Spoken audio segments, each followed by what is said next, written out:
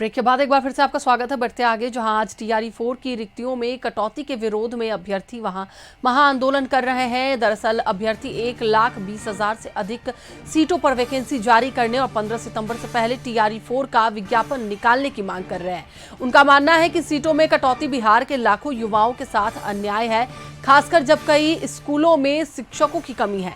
अभ्यर्थी छात्र नेता दिलीप कुमार के नेतृत्व में 15 सितंबर से पहले टीआरई 4 का विज्ञापन निकालने और वन कैंडिडेट वन रिजल्ट लागू करने की मांग कर रहे हैं।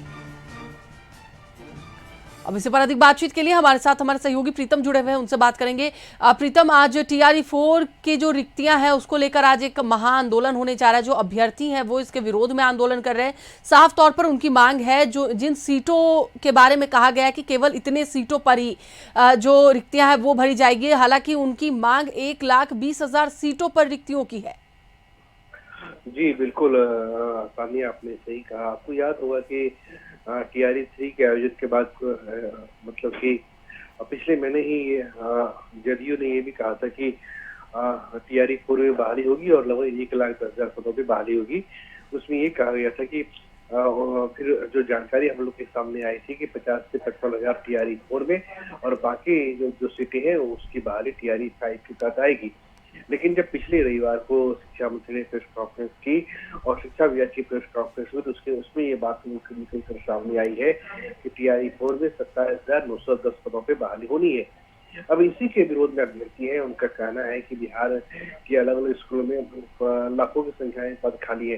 हालांकि ये आधी हकीकत है। सच्चाई ये है कि 1 to 5 और 6 to 8 में शिक्षकों की संख्या पर्याप्त है। हाँ, क्लास 9 से 10, 11 से 12 में शिक्षकों की संख्या थोड़ी कम है, जिसे भरे जाने की जरूरत है बहाली के जरिए। अब इसी मसले पे आज छात्र लोग आंदोलन कर रहे हैं और सबसे बड़ी बात यही है कि टीआरई 1, 2 और 3 इसमें डोमिसाइल लागू नहीं किया गया था।